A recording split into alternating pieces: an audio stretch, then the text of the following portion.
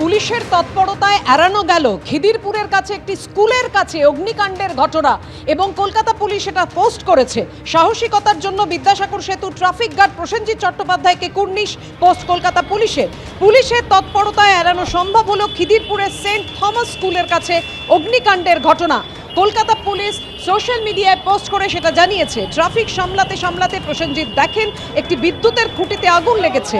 দমকলের অপেক্ষা না করে অগ্নি নির্বাপক যন্ত্র ব্যবহার করে আগুন নিয়ন্ত্রণে আনেন ইন্সপেক্টর প্রসেনজিৎ চট্টোপাধ্যায়। পোস্ট কলকাতা পুলিশের।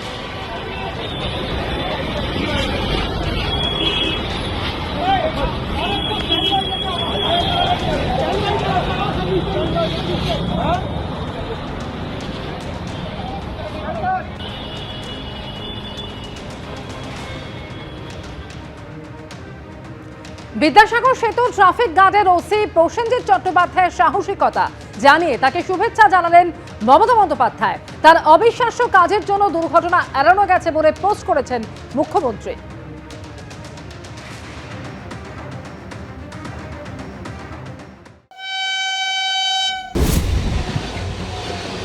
সাধারণ জনতার ভিড়ে একটু আলাদা ভাবনা চিন্তা, একটু আলাদা ধ্যান ধারণা কাদের বলুন তো?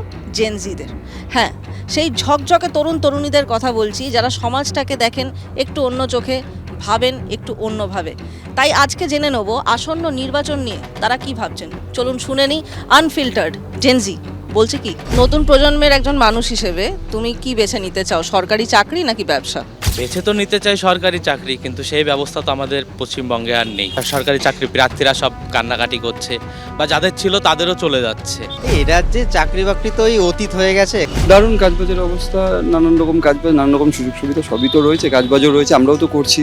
এখনো প্রত্যেকটা স্কুলে এখনো পর্যন্ত সঠিকভাবে কম্পিউটার শিক্ষাটাই এখনো পর্যন্ত ঠিকভাবে ইমপ্লিমেন্ট করা হয়নি। সেক্ষেত্রে এআই শিক্ষার জন্য যে 500 কোটি টাকার কথা বলা হচ্ছে, এটা শুধুমাত্র আইওয়াস ছাড়া আমার মনে হয় আর কিছুই না। এখন বলতে গেলে গ্রাম বা শহর সব জায়গাতেই ইন্টারনেট ব্যবস্থাটা মোটামুটি আছে। আর ব্যবসার কথা যদি বলা হয় তো সেখানে দাঁড়িয়ে ঘুগনি, চপ, মুড়ি।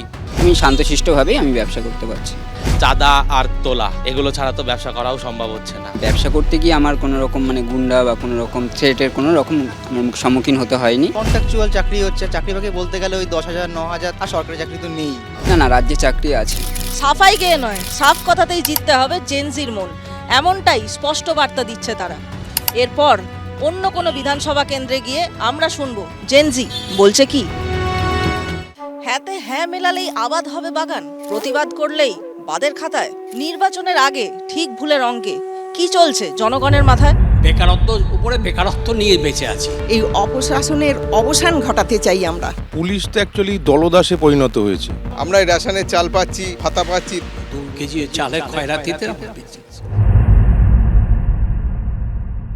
অভাব। ভোটের আগে ফোকাস বদলে গেছে ভোটের ময়দানে।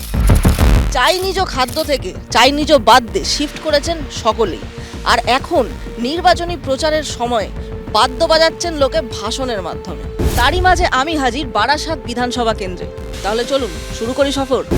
এবছর 3 বারের তৃণমূলের বিধায়ক বলেছেন তিনি আর নির্বাচনে অংশগ্রহণ করতে চান না এবং নিজেকে তিনি ব্যর্থ বলেও দাবি করছেন। এ বিষয়ে আপনার মতামত কি? যথার্থ সত্য কথা বলেছেন। বারাসাতবাসী ওকে দেখেনি ওনাকে, এবং উনি পরিযায়ী পাখি বলে পরিচিত বারাসাতে। বিধায়ক তো আজকে 15 বছর দূরবীন দিয়ে খুঁজে পাওয়া যায়নি। দেখেছি সিনেমার পর্দায় দেখেছি। খুব অল্প সময়ের জন্য, অল্প দিনের জন্য ওনাকে দেখি আমরা, এমএলএ কে আমরা পাই না। কোনো সুযোগ সুবিধাই আমরা বিধায়কের কাছ থেকে পাই না।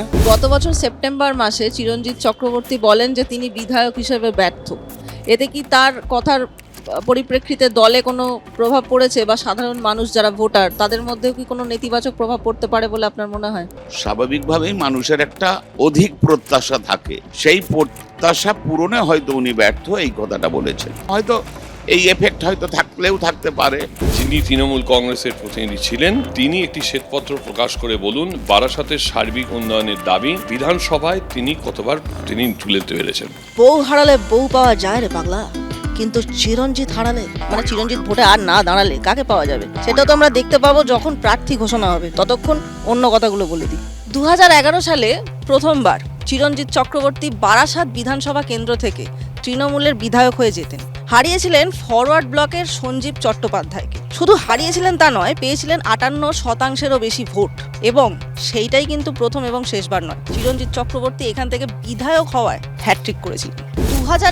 সালের বিধানসভা ভোটটাই বারাসাতে সব থেকে বেশি বর্ণময় ভোট ছিল বলে আমার মনে হয়। সে বছর এই প্রার্থীদের মধ্যে আবার ছিলেন দুজন ইন্ডিপেন্ডেন্ট প্রার্থী এবং চিরঞ্জিত চক্রবর্তী জিতেছিলেন 46% ভোট পেয়ে। তবে মজার কথা, বিজেপি এবারে শক্তি বাড়িয়েছিল অনেক বেশি। 11% ভোট থেকে তারা শটান পৌঁছে গিয়েছিল 35% ভোটে। পরিবর্তন হাওয়া চলছে, বারাসাত জুড়ে চলছে। 29টে ওয়ার্ডে আজকে বিজেপি লিড রয়েছে। ভোটের আগে জয় বাংলা আর জয় শ্রীরাম এই দুটো শব্দবন্ধের সংঘাত কোন পর্যায়ে পৌঁছতে পারে বলে আপনার মনে হয়? জয় শ্রীরাম আর শোনা যায় না, বিজেপিরাও জয় বাংলা বলে। আগামী দিন জয় বাংলা কেউ বলবে না, তার করা স্লোগান। দুই সরকারের অপশাসন, দুই সরকারের শোষণ, বঞ্চনা, নিপীড়ন সবটাই এসেছে। 5-7 বছরের অভিজ্ঞতার মধ্যে যে মানুষের কথা বুঝেছেন, যাহা তৃণমূল তাহাই বিজেপি। প্রশাসনের কাছে গেলে আমরা সুবিচার পাই না। সিন্ডিকেটের সরকার, তোলামূলের সরকার মমতা ব্যানার্জির হাতের কন্ট্রোলের বাইরে চলে গেছে। রাস্তাঘাটের অবস্থা আমাদের এখানে এই বারাসাতে খুব একটা ভালো নয়। মেন রোডগুলো তো অবস্থা খারাপ। একটু বৃষ্টি হলেই হাঁটু সমান জল হয়ে যায় 1 ঘন্টার বৃষ্টিতে। তার কোনো পরিষ্কার সলিউশন এখনো হয়নি। আগে অনেক জল জমতো, নিচু ছিল, এবড়ো খেবড়ো, এখন সেটা একদমই নেই। অল্প বৃষ্টিতেই জল জমে যাচ্ছে, সাধারণ মানুষের অসুবিধে হচ্ছে। আমরা কোনো সুযোগ সুবিধা কিচ্ছু পাই না। হ্যাঁ, আমরা রাজ্য সরকারের যতগুলো প্রকল্প আছে মোটামুটি সবটাই সুবিধা পাই আমরা।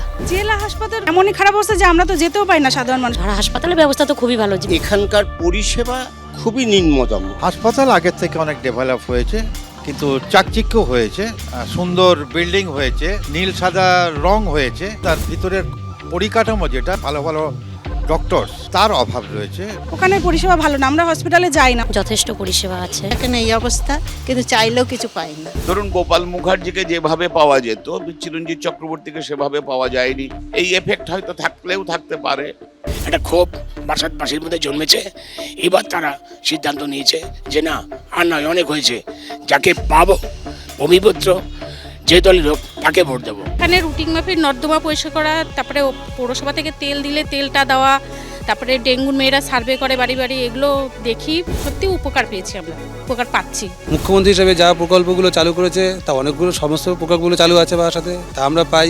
অ্যাকচুয়ালি এসবের তো আমাদের কোনো কাজ নেই, সবাই বেকার। এই আমাদের এখন যেমন বেকার ভাতা দিচ্ছে, দেবে ভবিষ্যতে আরও দেবে হয়তো।